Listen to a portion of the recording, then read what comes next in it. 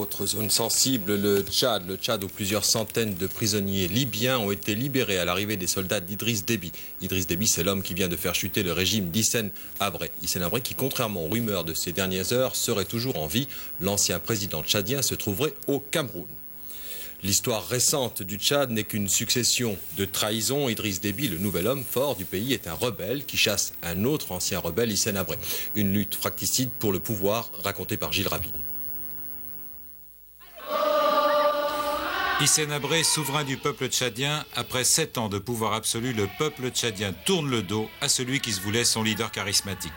7 ans de pouvoir absolu, 7 ans de trahison et de meurtre, Hissène aura supprimé l'un après l'autre ses lieutenants, ses chefs de guerre, trop populaires à ses yeux, Idriss Miskin, le héros de Faya Largeau, Hassan Jammous, l'homme de la reconquête du Nord en 82, Mahamat Itno. Tous liquidés après avoir été longuement torturés parce qu'ils risquaient de devenir un jour des concurrents politiques.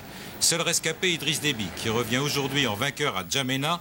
Idriss Déby, devant qui a fui sans combattre Hissène Habré, que les Tchadiens croyaient courageux.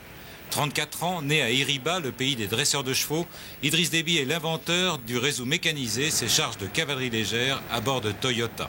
Un chef de guerre qui a gagné toutes ses batailles contre les soldats de Kadhafi d'abord, contre les fidèles d'Hissène Habré ensuite, avec l'appui de Kadhafi, l'ennemi d'hier.